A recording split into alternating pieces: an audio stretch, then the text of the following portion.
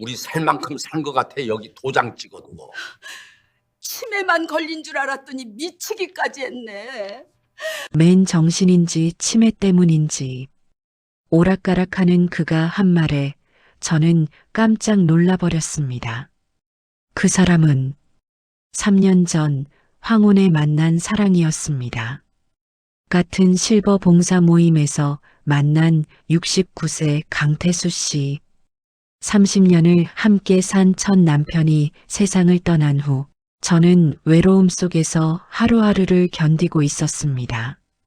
그때 태수 씨가 나타났습니다.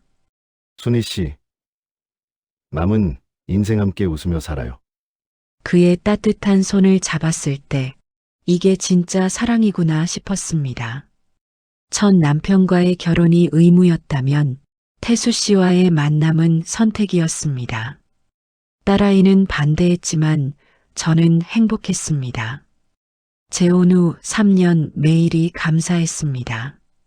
아침마다 커피를 내려주고 산책할 때 손을 꼭 잡아주던 사람. 늦은 나이에도 여행을 다니며 추억을 만들던 우리. 그런데 6개월 전부터 태수 씨가 변하기 시작했습니다. 다정하던 말투가 차갑게 식어갔고 손을 잡으려 하면 슬쩍 피했습니다. 대화도 점점 줄어들었습니다. 그리고 오늘 이혼 이야기를 꺼냈습니다. 왜요? 제가 뭘 잘못했나요? 목이 메었습니다. 66세의 나이에 또다시 버림받는 건가요? 그냥 이게 서로에게 좋을 것 같아서요. 태수 씨의 눈빛이 흔들렸습니다. 뭔가 숨기고 있었습니다. 그날 밤 딸아이가 찾아온 진실은 저를 더 큰 충격에 빠뜨렸습니다. 예상치 못한 결과를 받아들여야 하는 그녀의 이야기가 지금 시작되려 합니다. 사연 시작 전 구독과 좋아요 부탁드려요. 저는 강원도 원주에서 이 사연을 만들고 있어요. 지금 이 사연을 어느 지역에 들으시는지 알려주시면 저 또한 감사히 인사드릴게요. 저는 한순희, 올해 66세입니다. 첫 남편 박성민 씨와는 26에 만나 30년을 함께 살았습니다. 평범한 회사원이었던 남편은 성실했지만 사랑보다는 의무로 가정을 지켰습니다. 저 역시 아내와 어머니의 역할에 충실했을 뿐 진짜 사랑이 뭔지 몰랐습니다. 남편이 간암으로 세상을 떠난 건 3년 전 가을이었습니다. 56세에 떠난 남편을 보내고 저는 텅 빈 집에 혼자 남겨졌습니다. 딸 지연이는 결혼해서 분당에 살고 있었고 일주일에 한 번 정도 안부 전화를 할 뿐이었습니다. 외로움이 밀려왔습니다. 아침에 눈을 떠도 말을 걸 사람이 없었고 저녁을 차려도 혼자 먹어야 했습니다. 텔레비전을 틀어놔도 적막함은 사라지지 않았습니다. 친구들을 만나도 집에 돌아오면 다시 혼자였습니다.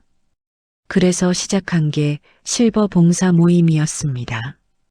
동네 노인복지관에서 운영하는 프로그램이었는데 비슷한 처지의 어르신들이 모여 독거노인 댁을 방문해 말벗이 되어드리는 활동이었습니다. 남의 외로움을 덜어주다 보면 제 외로움도 잊을 수 있을 거라 생각했습니다. 그곳에서 강태수 씨를 만났습니다. 키가 크고 인상이 부드러운 분이었습니다.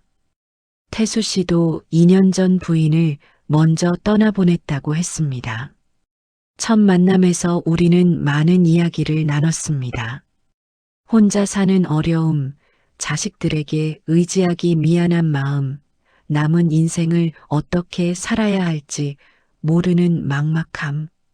봉사활동을 마치고 돌아올 때 태수 씨가 조심스럽게 물었습니다. 커피 한잔 하시겠어요? 저는 고개를 끄덕였습니다. 복지관 근처 카페에서 우리는 2시간 넘게 이야기를 나눴습니다. 오랜만에 누군가와 진짜 대화를 나누는 기분이었습니다. 그렇게 우리는 자연스럽게 가까워졌습니다. 봉사활동 후에는 항상 함께 커피를 마셨고 주말에는 공원을 산책했습니다. 태수 씨는 제 이야기를 잘 들어주었고 웃길 때는 함께 웃고 슬플 때는 손을 잡아주었습니다. 6개월쯤 지났을 때 태수 씨가 조심스럽게 말했습니다. 순희 씨, 우리 남은 인생 함께 살면 어떨까요? 저도 혼자 사는 게 외롭고 순희 씨도 마찬가지잖아요. 서로 의지하며 살면 좋을 것 같아요. 저는 당황스러웠습니다. 재혼이라는 생각은 해본 적이 없었기 때문입니다.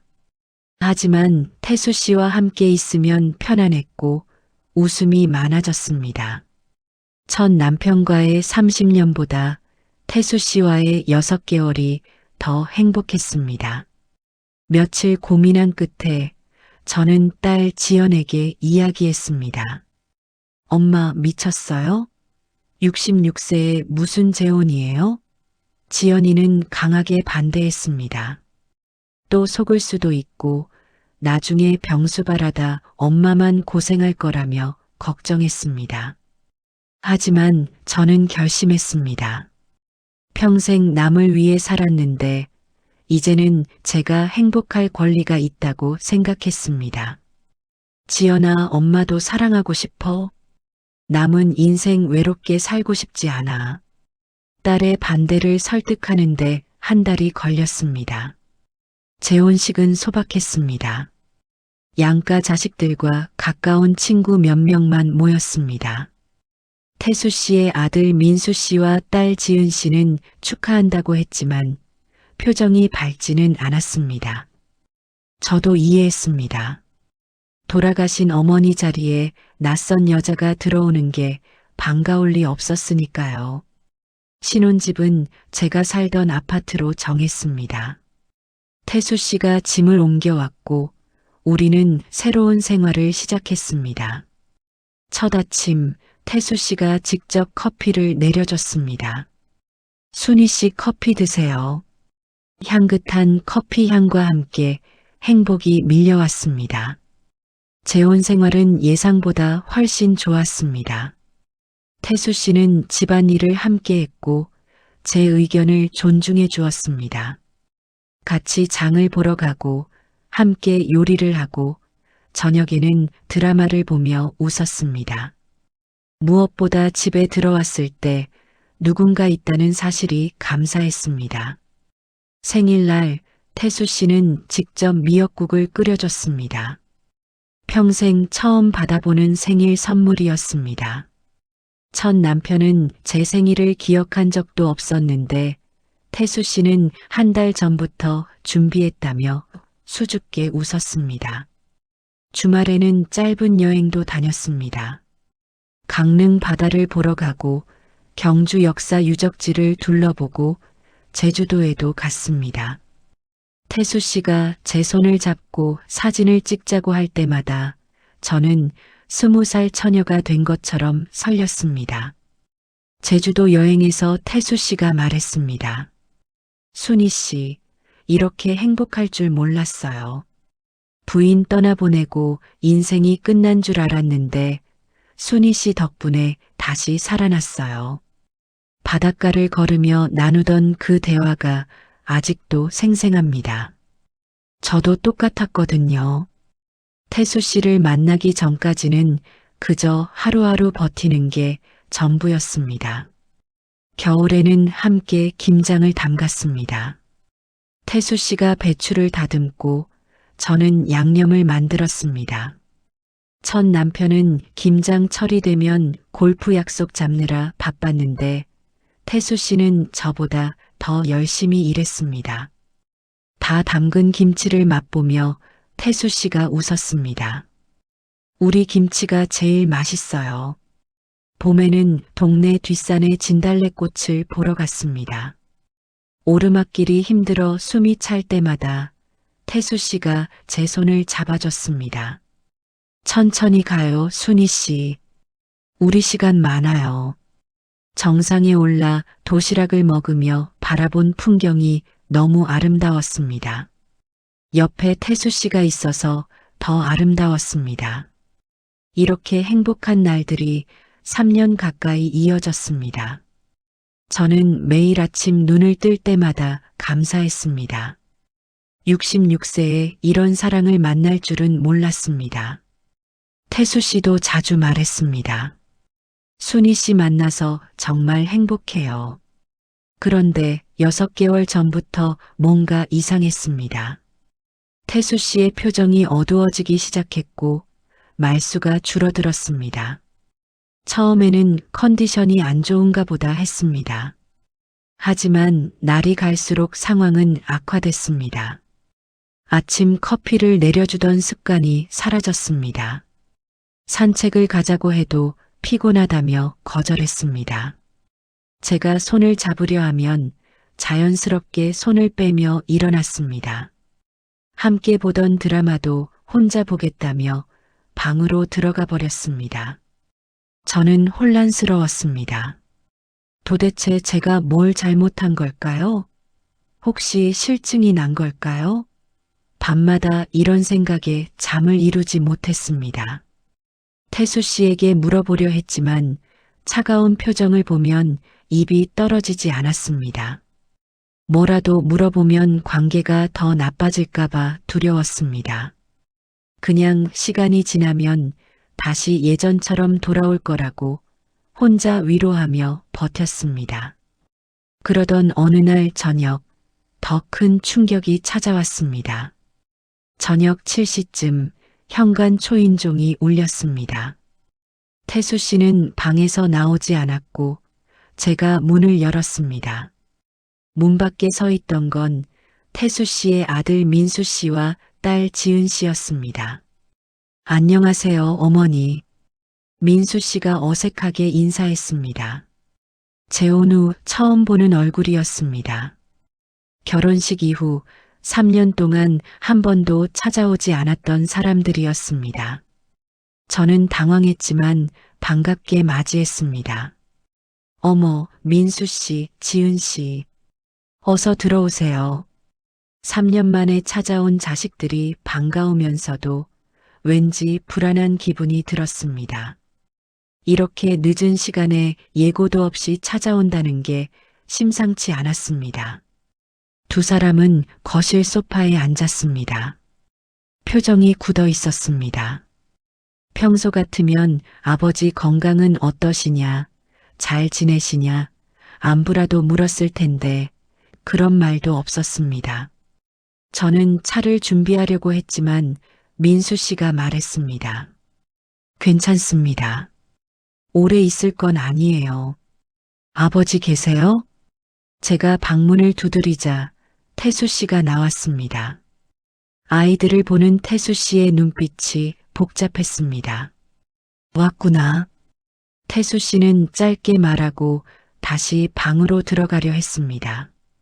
민수 씨가 불렀습니다. 아버지, 이야기 좀 해요. 저는 자리를 피해주는 게 좋겠다고 생각했습니다. 가족끼리 이야기하실 것 같으니 제가 잠깐 나갔다 올게요. 하지만 민수 씨가 손을 저었습니다. 아니에요.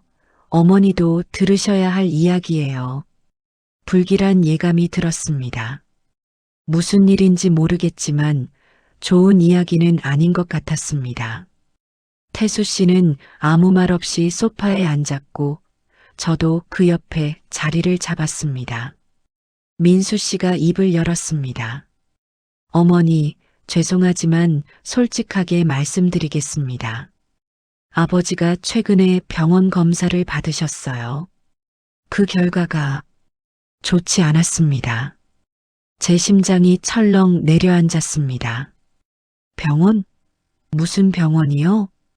지은 씨가 서류 봉투를 꺼냈습니다. 초기 치매 진단을 받으셨어요. 아직 증상이 심한 건 아니지만 시간이 지나면 악화될 거라고 합니다. 머릿속이 하얘졌습니다. 치매, 태수 씨가 그렇게 건강하고 똑똑하던 사람이 믿을 수가 없었습니다. 저는 태수 씨를 쳐다봤습니다. 태수 씨는 고개를 숙인 채 아무 말도 하지 않았습니다. 그제야 지난 6개월 동안의 변화들이 이해되기 시작했습니다. 자꾸 물건을 찾지 못하던 모습, 같은 말을 반복하던 모습, 약속을 잊어버리던 모습, 그게 다 치매 증상이었던 걸까요? 이게 무슨 소리예요? 태수 씨, 정말이에요? 제 목소리가 떨렸습니다. 태수 씨는 여전히 침묵했습니다. 민수 씨가 대신 말했습니다. 3개월 전에 진단받으셨어요. 저희한테만 말씀하시고 어머니한테는 비밀로 하라고 하셨죠. 왜요? 왜 저한테는 말을 안 했어요? 저는 목이 메었습니다. 태수 씨가 드디어 입을 열었습니다. 순희 씨한테 짐이 되고 싶지 않았어요. 이 나이에 병든 사람 돌보느라 고생시키고 싶지 않았어요. 무슨 소리예요? 우리 부부잖아요. 아프면 함께 이겨내야죠. 제가 손을 잡으려 하자 태수 씨는 손을 빼버렸습니다. 그 순간이 너무 아팠습니다. 6개월 동안 태수 씨가 저를 피했던 이유를 알 것 같았습니다. 민수 씨가 말을 이었습니다. 아버지 의사가 그러시는데 앞으로 증상이 진행되면 기억력 감퇴, 판단력 저하, 일상생활 어려움 등이 올 수 있대요. 누군가 옆에서 계속 케어를 해줘야 한다고 했어요. 제가 할게요. 저는 단호하게 말했습니다. 제가 태수 씨 돌볼게요. 우리 함께 병원 다니면서 치료받으면 되잖아요. 하지만 지은 씨가 고개를 저었습니다. 어머니, 현실적으로 생각하세요. 어머니도 66세세요. 치매 환자 돌보는 게 얼마나 힘든지 아세요? 그래도 저는 할 수 있어요. 태수 씨는 제 남편이에요. 사랑하는 사람이 아프면 함께 이겨내는 게 당연한 거 아닌가요? 제 목소리가 커졌습니다. 하지만 민수 씨가 찬물을 끼얹듯 말했습니다. 아버지가 원하시는 게 아니에요, 어머니. 아버지가 이혼하자고 하셨어요. 저희한테 직접 말씀하셨어요. 그 말에 저는 얼어붙었습니다. 이혼? 태수 씨를 쳐다봤지만 그는 여전히 고개를 숙이고 있었습니다. 태수 씨, 제발 저 좀 봐요. 정말 그런 생각이에요? 제 눈에서 눈물이 흘러내렸습니다. 태수 씨가 천천히 고개를 들었습니다. 그의 눈빛은 결연했습니다. 순희 씨, 미안해요. 하지만 이게 서로에게 좋은 일이에요. 제가 점점 나빠지면 순희 씨만 고생할 거예요.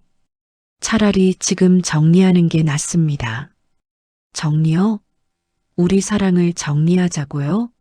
저는 울면서 소리쳤습니다. 3년 동안 함께 웃고 울었던 게 다 뭐예요? 저는 태수 씨가 아프다고 도망가고 싶지 않아요. 함께 이겨내고 싶어요. 하지만 태수 씨는 고개를 저었습니다. 순희 씨는 아직 젊어요. 66세면 앞으로 20년도 더 살 수 있어요. 저 때문에 그 시간을 희생하면 안 돼요. 제 아이들이 제 뒤를 돌볼 겁니다. 순희 씨는 자유롭게 사세요. 민수 씨가 서류를 꺼냈습니다. 이혼 합의서예요.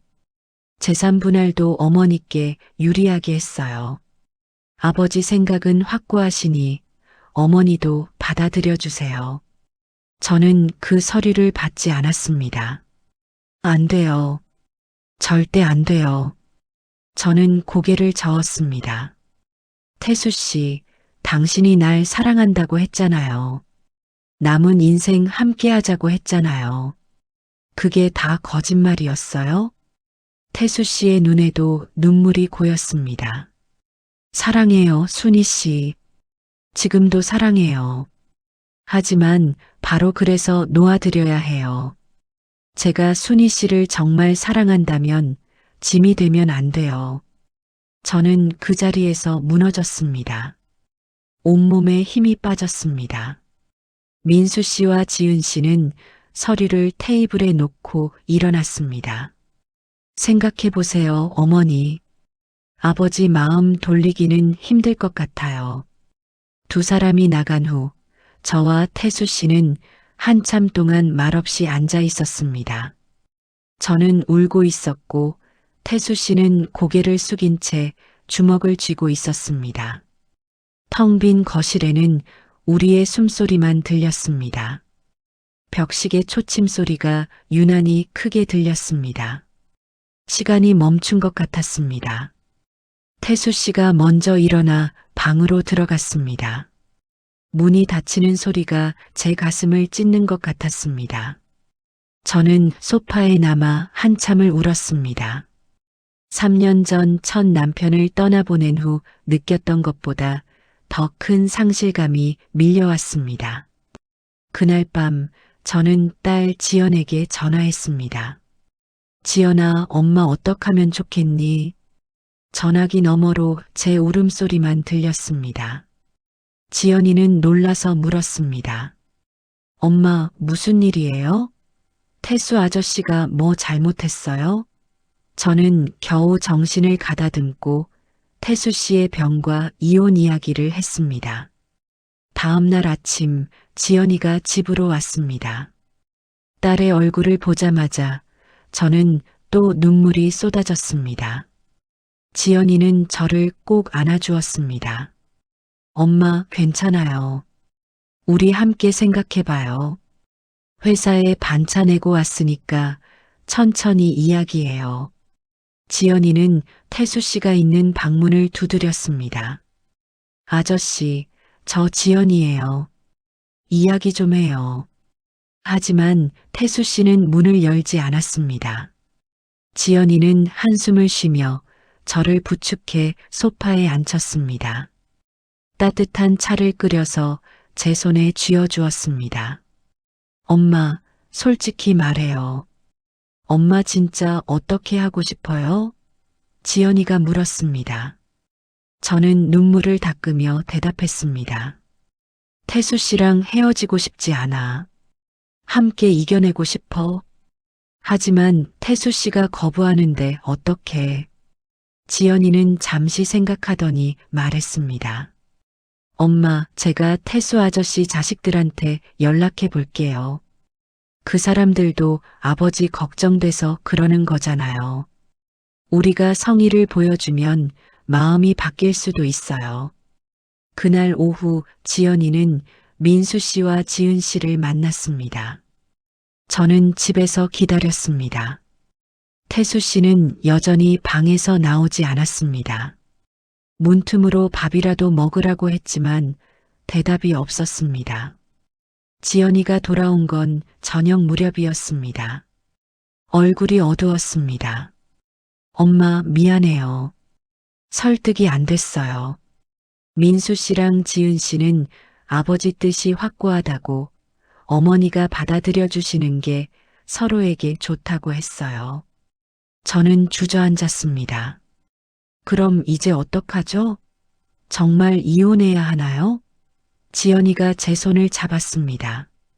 엄마, 포기하지 마세요. 제가 다른 방법을 찾아볼게요. 며칠이 지났습니다. 태수 씨와 저는 같은 집에 살면서도 말을 나누지 못했습니다.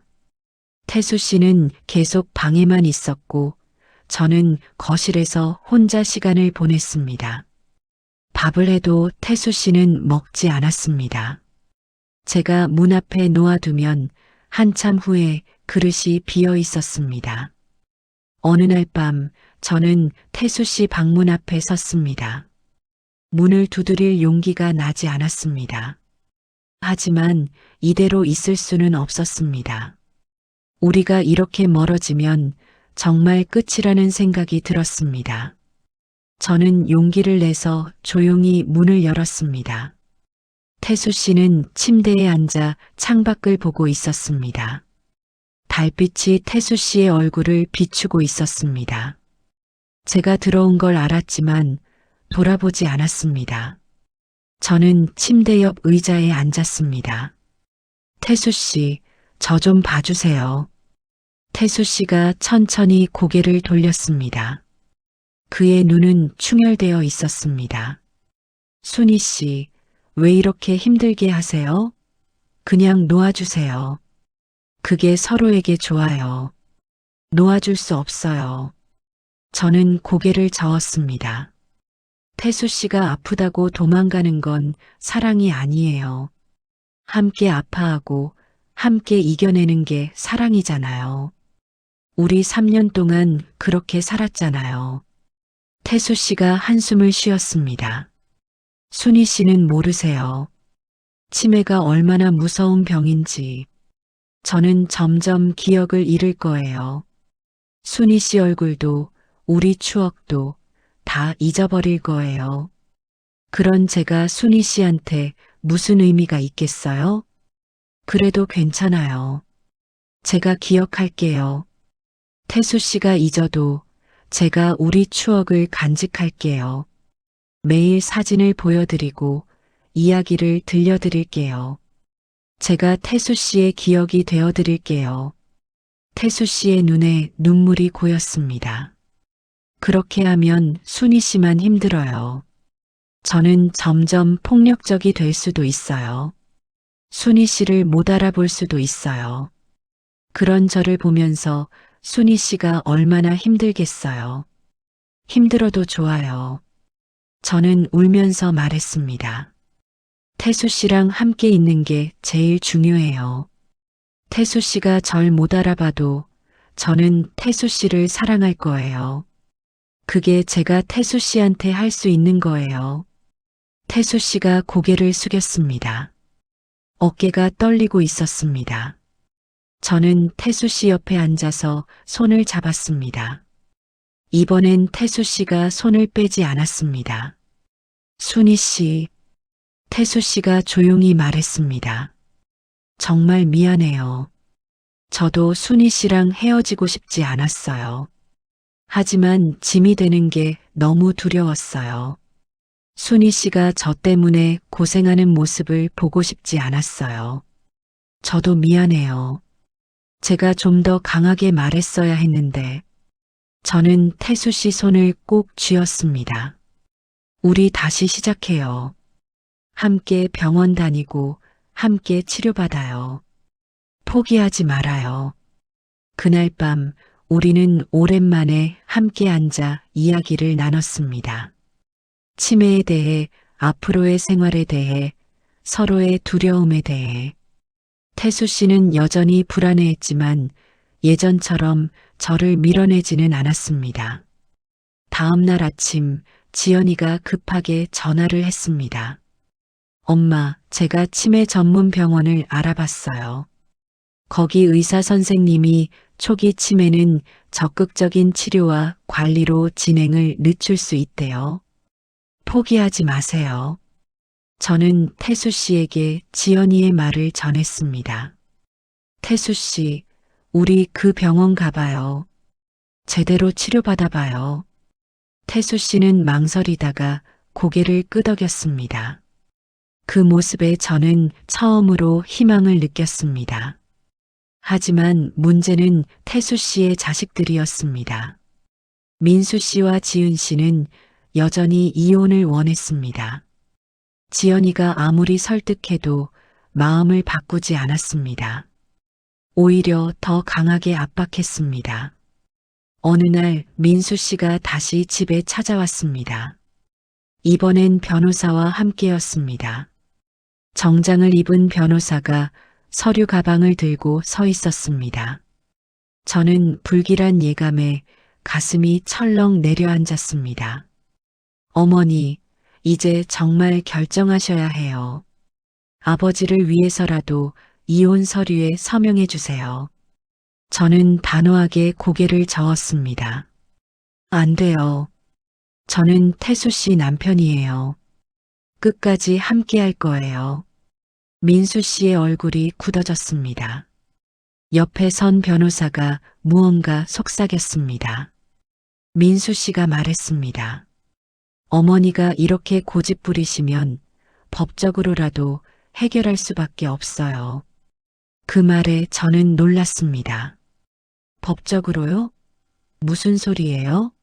민수 씨가 차갑게 말했습니다. 아버지가 치매 환자라는 의사 진단서가 있어요. 아버지를 위해 성년후견인 신청을 할 수 있어요. 그럼 저희가 아버지 재산과 생활을 관리할 수 있죠. 저는 분노가 치밀었습니다. 그게 무슨 말이에요? 태수 씨는 아직 멀쩡해요. 초기 치매일 뿐이에요. 일상생활도 혼자 하시고 대화도 잘하세요. 하지만 민수 씨는 흔들리지 않았습니다. 법은 그렇게 보지 않아요, 어머니. 의사 진단서가 있으면 충분해요. 바로 그때였습니다. 정말로 태수 씨가 방에서 나왔습니다. 저도 민수 씨도 변호사도 모두 놀라서 태수 씨를 쳐다봤습니다. 태수 씨의 표정은 제가 본 적 없을 정도로 단호했습니다. 민수 씨와 변호사를 보는 태수 씨의 눈빛이 날카로웠습니다. 민수야, 지은아, 너희들 지금 뭐 하는 거냐? 목소리에 힘이 실려 있었습니다. 아버지, 저희는 민수 씨가 당황해서 말을 더듬었습니다. 태수 씨가 손을 들어 말을 막았습니다. 성년후견인? 법적 조치? 내가 아직 그렇게 정신 나간 사람으로 보이냐? 나는 치매 초기일 뿐이야. 아직 내 생각을 말할 수 있고 내 인생을 결정할 수 있어. 아니에요, 아버지. 저희는 아버지 걱정돼서 그런 거예요. 지은 씨가 변명했습니다. 하지만 태수 씨는 고개를 저었습니다. 걱정? 이게 걱정이냐? 내 의사는 묻지도 않고 내 인생을 너희 마음대로 결정하려 드는 게. 태수 씨가 저를 바라봤습니다. 순희 씨, 미안해요. 제가 비겁했어요. 아이들한테 부탁한 건 저예요. 순희 씨한테 이혼하자고 한 것도, 순희 씨를 밀어낸 것도 다 제 잘못이에요. 저는 태수 씨 눈을 보며 고개를 저었습니다. 괜찮아요. 이제 괜찮아요. 태수 씨가 계속 말했습니다. 치매 진단을 받고 너무 무서웠어요. 밤마다 잠을 못 잤어요. 순희 씨한테 짐이 될까봐, 순희 씨가 저 때문에 고생할까봐 두려웠어요. 제가 점점 나빠져서 순희 씨를 못 알아보면 어떡하나, 순희 씨한테 상처를 주면 어떡하나 그 생각뿐이었어요. 그래서 차라리 떠나보내는 게 낫다고 생각했어요. 순희 씨가 자유롭게 사는 게 더 행복할 거라고 착각했어요. 하지만 민수 씨가 끼어들었습니다. 아버지, 그게 현실적으로 맞는 판단이잖아요. 어머니도 나이가 있으신데 아버지 돌보시기 힘드실 거예요. 저희가 아버지 모시겠어요. 태수 씨가 단호하게 말했습니다. 민수야, 너희는 너희 삶이 있다. 나까지 떠맡을 필요 없어. 나는 순희 씨랑 살고 싶어. 이혼 같은 건 생각도 없어. 그러니 너희는 이제 그만 간섭하고 돌아가거라. 아버지, 민수 씨가 목소리를 높였습니다. 정신 똑바로 차리세요. 아버지는 환자예요. 합리적인 판단을 할 수 없는 상태라고요. 그 말에 태수 씨의 얼굴이 굳어졌습니다. 환자? 합리적 판단을 못한다고? 태수 씨가 차갑게 웃었습니다. 민수야, 내가 치매 진단을 받았다고 해서 내 감정까지 사라진 건 아니야. 나는 지금도 순희 씨를 사랑해. 그 마음만큼은 분명해. 변호사가 끼어들었습니다. 강태수 씨, 하지만 의학적으로 태수 씨가 변호사를 쳐다봤습니다. 변호사님, 죄송하지만 이건 가족 문제니까 빠져주시겠어요?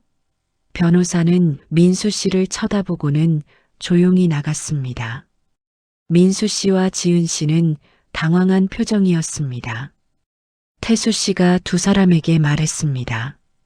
너희 엄마 돌아가셨을 때 얼마나 힘들었는지 너희도 알잖니. 나도 그랬어. 혼자 남겨져서 매일 외로웠어.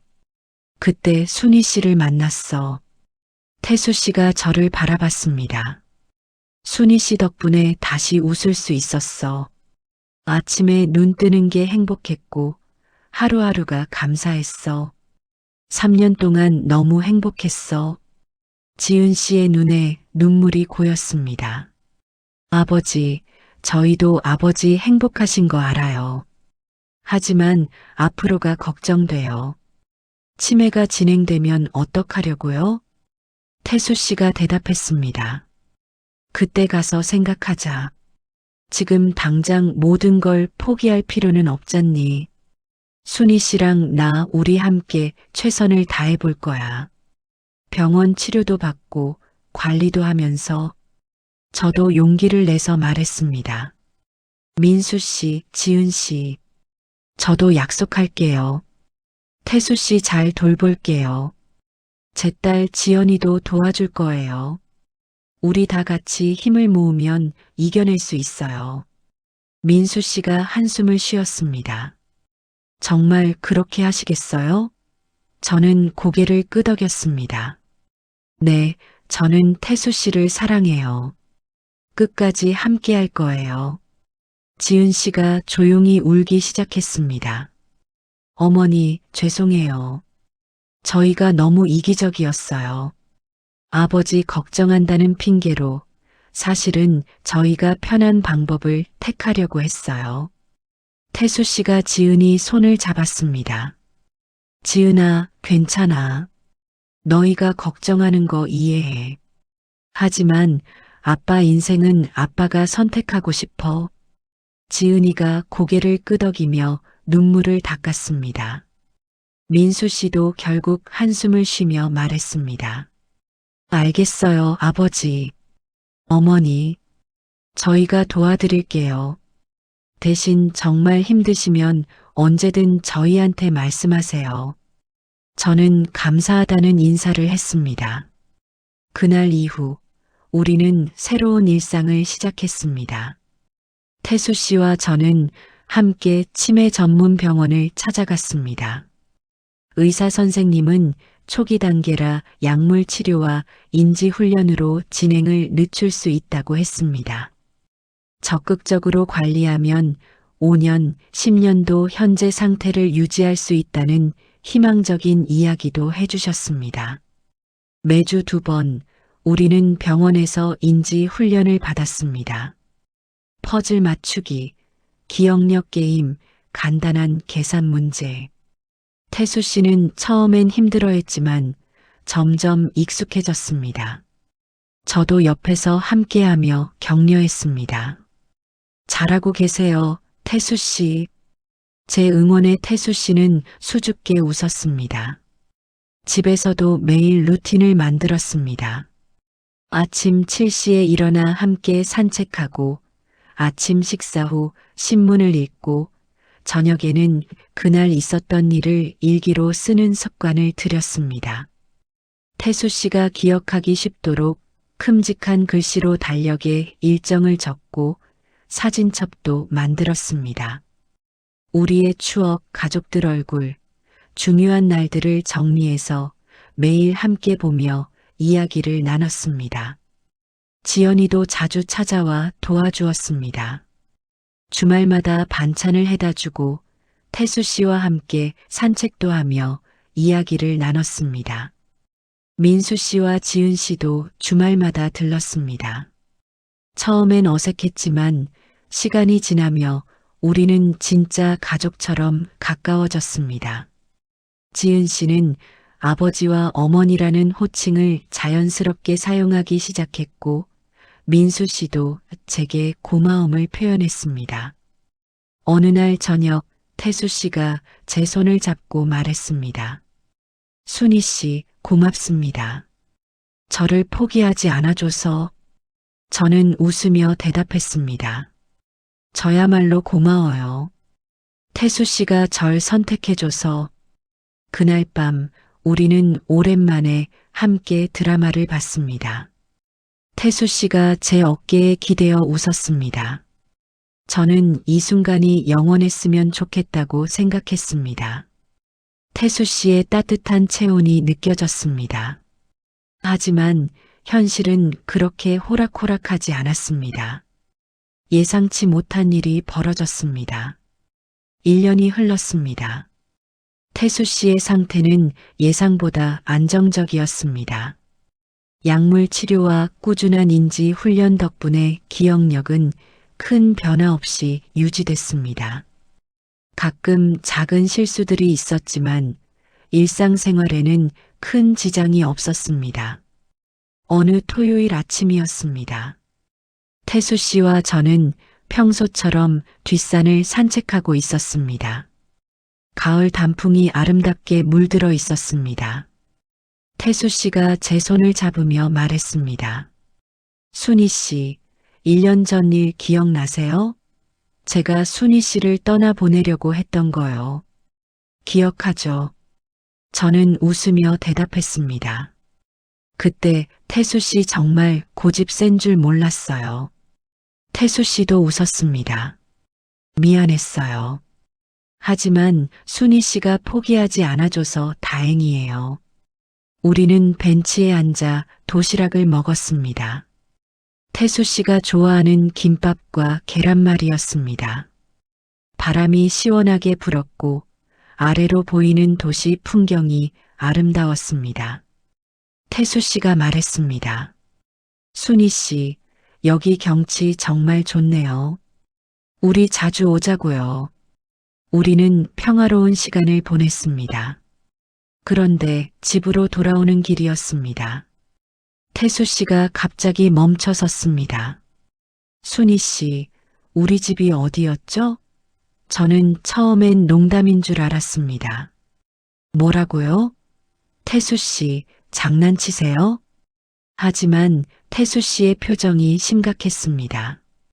주변을 두리번거리며 불안해하고 있었습니다. 여기가 어딘지 모르겠어요.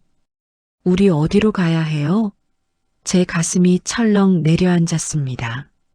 태수 씨, 저 봐요. 저예요, 순이에요. 우리 집은 저기예요. 제가 태수 씨 손을 잡고 천천히 걸었습니다. 태수 씨는 혼란스러운 표정으로 저를 따라왔습니다. 10분쯤 걸어 집에 도착했을 때 태수 씨가 정신을 차렸습니다. 아, 여기네요. 미안해요, 순희 씨. 갑자기 헷갈렸어요. 태수 씨가 머리를 흔들었습니다. 저는 괜찮다고 했지만 마음속으로는 두려움이 밀려왔습니다. 이게 증상이 악화되는 신호인가? 그날 밤 저는 잠을 이루지 못했습니다. 태수 씨는 금방 잠들었지만 저는 천장만 바라보며 걱정했습니다. 1년 동안 안정적이었는데 이제 시작되는 걸까? 태수 씨를 잃는 걸까? 다음 주 월요일 우리는 병원에 갔습니다. 담당 의사 선생님께 지난주 일을 말씀드렸습니다. 선생님은 검사를 다시 해보자고 했습니다. MRI와 인지 기능 검사를 받았습니다. 결과가 나오기까지 일주일이 걸렸습니다. 그 일주일 동안 저는 마음을 졸였습니다. 태수 씨는 평소와 다름없었지만 저는 작은 실수 하나하나에 예민해졌습니다. 컵을 찾지 못할 때, 날짜를 헷갈릴 때 저는 가슴이 철렁했습니다. 드디어 결과를 듣는 날이 왔습니다. 의사 선생님이 차트를 보며 말했습니다. 강태수 씨, 한순희 씨. 안타깝지만 치매가 조금 진행된 것 같습니다. 중기로 넘어가는 단계예요. 중기요? 제 목소리가 떨렸습니다. 선생님이 설명했습니다. 아직 심각한 단계는 아니지만 앞으로 증상이 더 나타날 수 있어요. 길을 잃거나 시간 개념이 흐려지거나 가까운 사람을 못 알아볼 수도 있습니다. 태수 씨가 조용히 물었습니다. 얼마나 걸릴까요? 완전히 기억을 잃는 데까지요. 선생님이 한숨을 쉬었습니다. 사람마다 다릅니다. 빠르면 2년, 느리면 5년 이상도 걸릴 수 있어요. 계속 관리하시면 진행을 늦출 수 있습니다. 집으로 돌아오는 택시 안에서 우리는 말이 없었습니다. 태수 씨는 창밖을 보고 있었고 저는 태수 씨 손을 꼭 잡고 있었습니다. 눈물이 나려고 했지만 참았습니다. 태수 씨 앞에서 울면 안 된다고 생각했습니다. 집에 도착해서도 우리는 한동안 말이 없었습니다. 저녁을 준비하는데 손이 떨렸습니다. 밥을 하다가 냄비를 놓칠 뻔했습니다. 태수 씨가 다가와 제 어깨를 안았습니다. 순희 씨, 울어도 돼요. 저도 무서워요. 태수 씨의 목소리가 떨렸습니다. 저는 더 이상 참을 수 없었습니다. 태수 씨 품에 안겨 한참을 울었습니다. 태수 씨도 저를 꼭 안으며 함께 울었습니다. 그날 밤 우리는 오랫동안 이야기를 나눴습니다. 앞으로 어떻게 할지, 무엇을 준비해야 할지. 태수 씨가 말했습니다. 순희 씨, 제가 순희 씨를 못 알아보게 되더라도 제발 포기하지 마세요. 저는 순희 씨를 사랑해요. 그 마음만은 변하지 않을 거예요. 저도 약속할게요. 제가 울며 말했습니다. 태수 씨가 절 잊어도 저는 매일 태수 씨한테 우리 이야기를 들려줄게요. 우리가 얼마나 사랑했는지, 얼마나 행복했는지.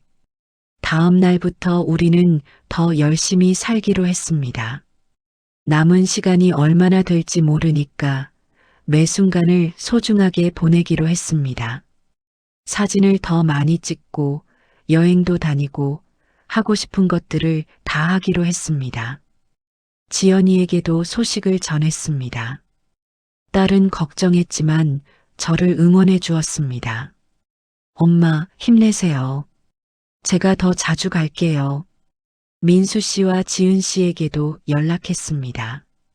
두 사람도 놀라며 도와주겠다고 했습니다. 2주 후 작은 사건이 있었습니다. 어느 날 아침 태수 씨가 저를 쳐다보며 물었습니다. 실례지만 누구세요?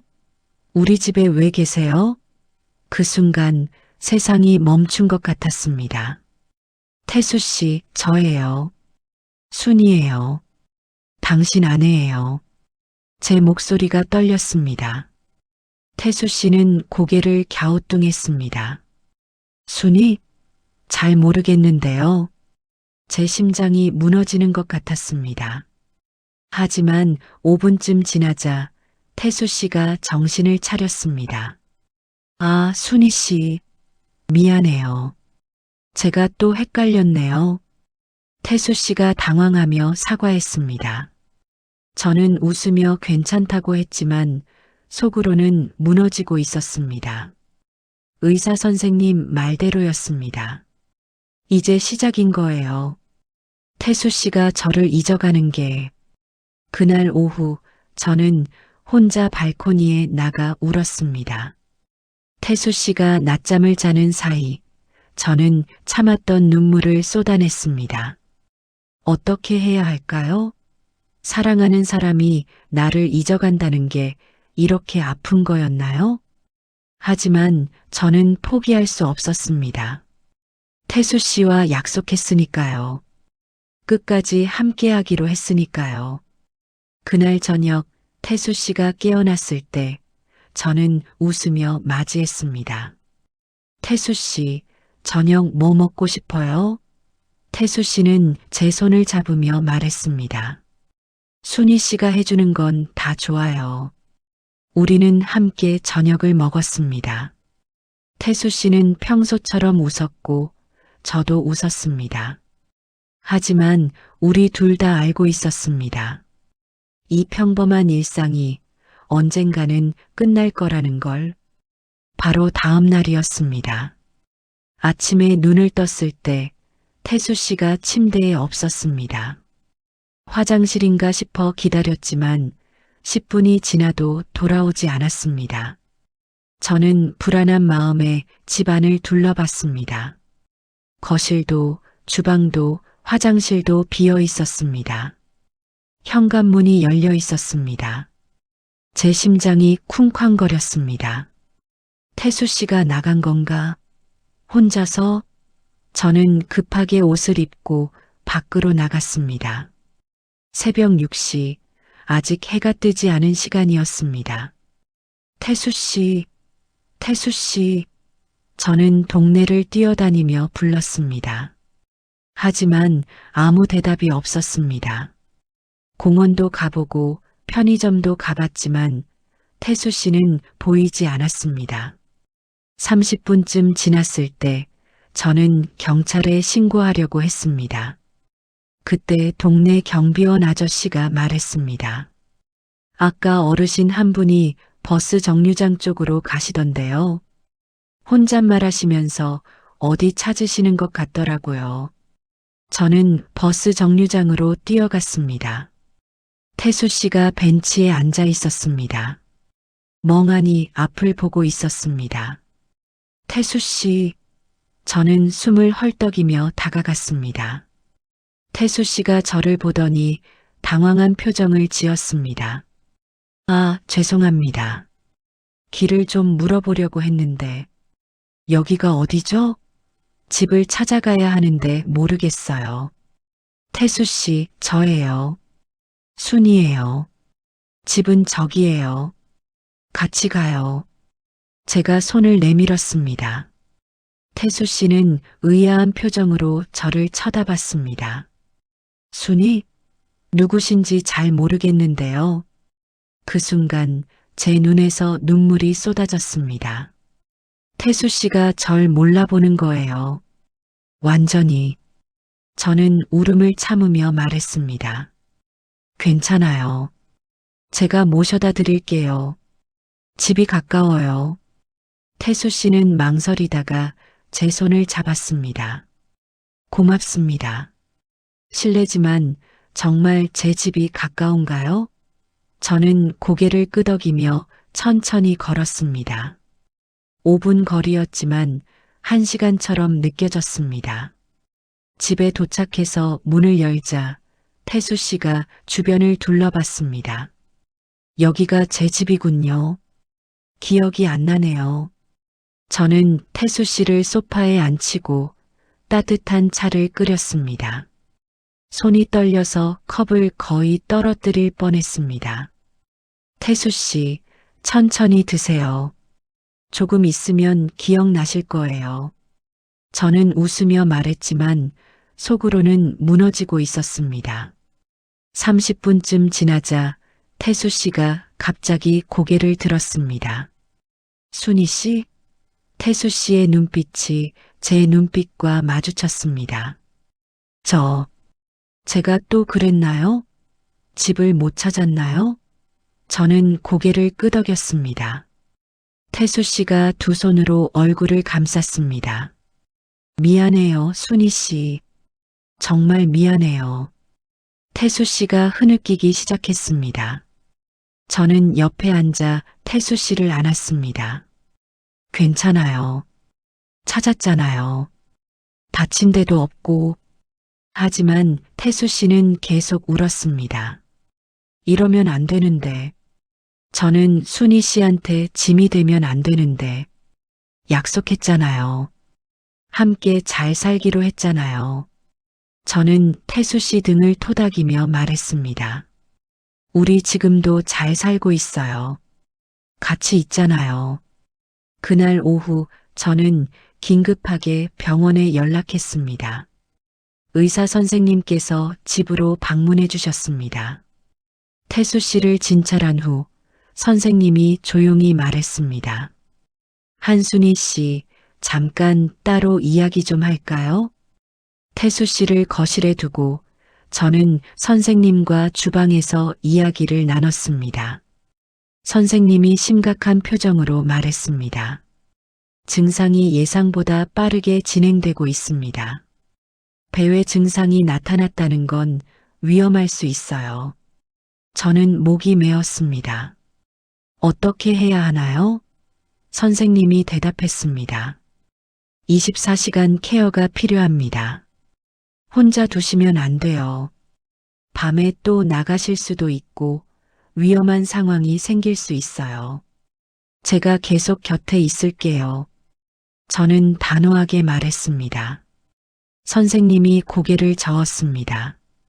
한순희 씨도 쉬어야죠. 요양보호사를 알아보시거나 주간 보호센터 같은 곳을 이용하시는 게 좋겠어요. 저는 생각해 보겠다고 했습니다. 하지만 속으로는 거부감이 들었습니다. 태수 씨를 낯선 사람에게 맡기고 싶지 않았습니다. 제가 돌보고 싶었습니다. 선생님이 떠난 후 지연이에게 전화했습니다. 딸은 걱정하며 당장 오겠다고 했습니다. 1시간 후 지연이가 도착했습니다. 민수 씨와 지은 씨에게도 연락했고 저녁에 모두 모였습니다. 거실에 둘러앉아 우리는 앞으로의 계획을 의논했습니다. 민수 씨가 말했습니다. 어머니, 혼자서는 힘드실 거예요. 저희가 요양보호사 비용 부담할 테니 전문가 도움을 받으세요. 지은 씨도 거들었습니다. 주간 보호센터도 알아봤어요. 평일 낮에만 몇 시간씩 모시면 어머니도 쉬실 수 있고 아버지도 다른 분들과 프로그램 하시면 좋을 것 같아요. 지연이가 제 손을 잡았습니다. 엄마, 다들 엄마 걱정해서 그래요. 혼자 감당하려고 하지 마세요. 저도 주말마다 올게요. 같이 돌보자고요. 저는 고개를 끄덕였습니다. 혼자서는 한계가 있다는 걸 인정해야 했습니다. 태수 씨를 위해서라도 제대로 된 도움을 받아야 했습니다. 다음 주부터 요양보호사분이 평일 낮에 오시기로 했습니다. 김영숙 씨라는 60대 중반의 다정한 분이었습니다. 태수 씨도 처음엔 낯설어했지만 김 선생님의 친절한 태도에 조금씩 마음을 열었습니다. 저는 김 선생님이 계시는 동안 장을 보거나 잠깐 쉬거나 병원 일을 처리했습니다. 처음엔 태수 씨를 두고 나가는 게 불안했지만 김 선생님을 믿게 되면서 조금씩 숨통이 트였습니다. 하지만 밤은 여전히 제 몫이었습니다. 태수 씨가 또 나갈까봐 저는 문에 방울을 달았습니다. 태수 씨가 문을 열면 방울 소리가 나서 깨어날 수 있도록 밤마다 얕은 잠을 잤습니다. 어느 날 밤 방울 소리에 깨어났습니다. 태수 씨가 문을 열려고 하고 있었습니다. 저는 황급히 일어나 태수 씨를 붙잡았습니다. 태수 씨, 어디 가세요? 밤이에요. 태수 씨가 저를 쳐다봤습니다. 눈빛이 낯설었습니다. 누구세요? 왜 절 막으세요? 집에 가야 해요. 저는 눈물을 참으며 말했습니다. 여기가 집이에요. 저는 순이에요. 태수 씨 아내예요. 하지만 태수 씨는 고개를 저었습니다. 아니에요. 제 아내는 따로 있어요. 비켜주세요. 그 말에 제 가슴이 찢어지는 것 같았습니다. 저는 태수 씨를 소파에 앉히고 사진첩을 가져왔습니다. 태수 씨, 여기 봐요.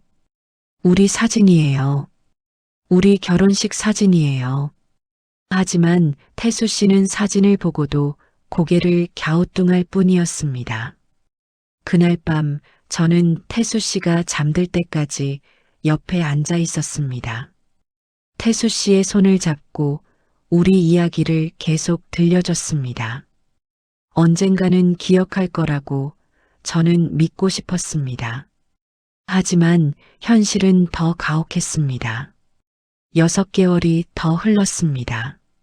태수 씨의 상태는 계속 악화됐습니다. 이제는 대부분의 시간 동안 저를 못 알아봤습니다. 가끔, 아주 가끔 맑은 순간이 찾아왔지만 그것도 점점 줄어들었습니다. 어느 겨울날 아침이었습니다. 창밖에 눈이 내리고 있었습니다. 태수 씨는 침대에 앉아 창밖을 보고 있었습니다. 저는 아침 식사를 준비하며 태수 씨를 바라봤습니다. 태수 씨가 갑자기 저를 불렀습니다. 순희 씨, 제 심장이 뛰었습니다. 오랜만에 제 이름을 부르는 거였습니다. 네, 태수 씨. 저는 급히 다가갔습니다. 태수 씨가 제 손을 잡았습니다. 눈빛이 평소보다 맑았습니다. 순희 씨, 제가 요즘 많이 이상하죠? 저는 고개를 저었습니다. 아니에요. 괜찮아요. 거짓말하지 마세요. 태수 씨가 슬프게 웃었습니다. 저도 알아요. 제가 점점 이상해지고 있다는 거. 순희 씨를 자꾸 못 알아보고 이상한 짓을 한다는 거. 저는 눈물을 참으며 태수 씨 손을 꼭 쥐었습니다. 태수 씨, 괜찮아요. 우리 함께 있잖아요. 태수 씨가 제 얼굴을 쳐다봤습니다. 고맙습니다, 순희 씨.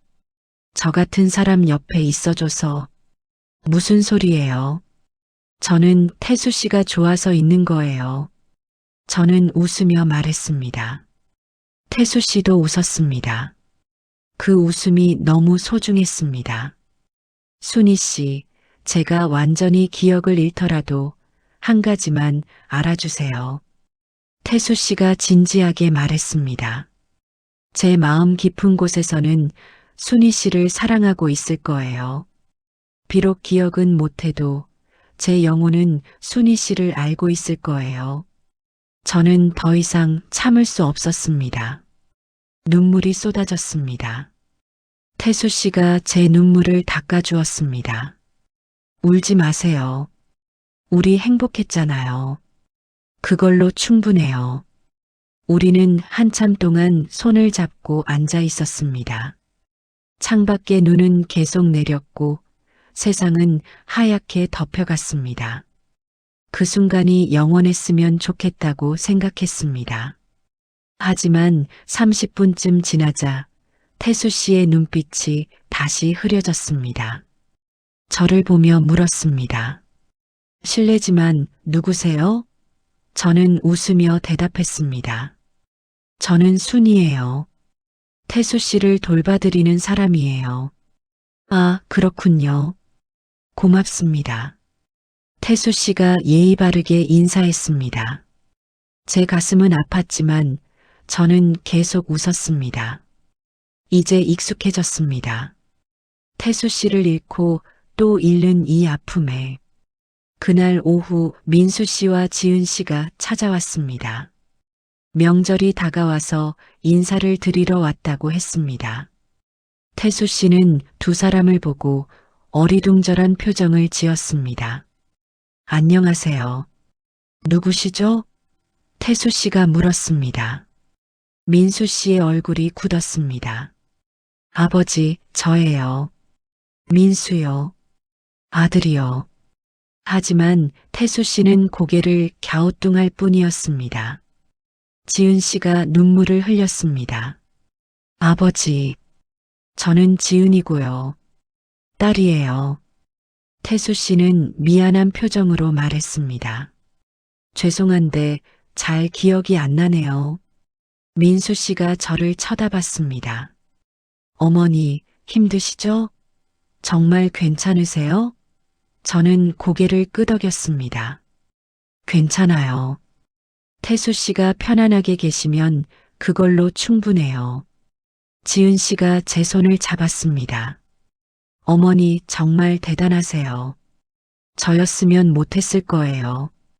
저는 웃으며 대답했습니다. 사랑하면 할 수 있어요. 명절에 온 가족이 모였습니다. 태수 씨는 모두를 낯설어 했지만 분위기는 따뜻했습니다. 지연이가 준비한 음식들이 상에 가득했고 아이들 웃음소리가 집을 채웠습니다. 태수 씨는 조용히 앉아 주변을 둘러봤습니다. 가끔 저를 쳐다보며 미소 지었습니다. 비록 저를 알아보지는 못했지만 편안해 보였습니다. 그것만으로도 감사했습니다. 식사 후 저는 태수 씨와 함께 발코니에 나갔습니다. 밤하늘에 별이 떠 있었습니다. 태수 씨, 저 별 보세요. 예쁘죠? 태수 씨가 하늘을 올려다봤습니다. 그렇네요. 정말 예쁘네요. 태수 씨가 갑자기 제 손을 잡았습니다. 당신, 좋은 분 같아요. 저는 미소를 지었습니다. 태수 씨도 좋은 분이세요. 태수 씨가 고개를 끄덕였습니다. 왠지 당신 곁에 있으면 편하네요. 제 눈에서 눈물이 흘렀지만 저는 계속 웃었습니다. 저도요. 태수 씨 곁에 있으면 행복해요. 우리는 손을 잡고 한참 동안 별을 바라봤습니다. 그날 밤 가족들이 모두 돌아간 후 저는 태수 씨를 재우고 거실에 혼자 앉았습니다. 지난 몇 년간의 일들이 주마등처럼 스쳐갔습니다. 처음 만난 날 재혼 결정, 치매 진단, 그리고 지금 힘들었냐고 묻는다면 솔직히 힘들었습니다. 매일 밤 잠 못 이루고 태수 씨를 잃어가는 아픔을 견디는 게 쉽지 않았습니다. 가끔은 포기하고 싶을 때도 있었습니다.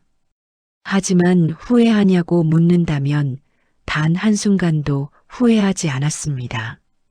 태수 씨와의 시간, 그 행복했던 순간들, 서로를 아끼던 마음들, 그 모든 게 제 인생의 가장 소중한 선물이었습니다. 저는 태수 씨 방으로 들어갔습니다. 태수 씨는 편안하게 잠들어 있었습니다. 저는 침대 옆에 앉아 태수 씨의 손을 잡았습니다. 태수 씨, 오늘도 고마웠어요. 함께 있어줘서. 태수 씨는 잠결에 제 손을 꼭 쥐었습니다. 비록 저를 알아보지는 못하지만 이렇게 손을 잡고 있으면 마음이 통하는 것 같았습니다. 창밖으로 첫눈이 내렸던 그날처럼 또 눈이 내리고 있었습니다. 저는 창밖을 바라보며 생각했습니다. 우리 사랑은 이렇게 계속될 거라고. 태수 씨가 절 잊어도 제가 기억할 거라고. 진짜 사랑은 기억에 있는 게 아니라 마음에 있는 거니까요. 태수 씨의 마음 깊은 곳에, 그리고 제 마음 속에 우리의 사랑은 영원히 살아있을 거예요. 저는 태수 씨 이마에 키스했습니다. 사랑해요, 태수 씨. 오늘도 내일도 영원히. 그리고 조용히 방을 나왔습니다. 거실로 돌아오는 길에 저는 우리 결혼 사진을 봤습니다. 행복하게 웃고 있는 우리 모습, 그때의 약속을 지키고 있다는 게 자랑스러웠습니다. 끝까지 함께 하겠다는 약속. 내일도 태수 씨는 저를 못 알아볼 겁니다.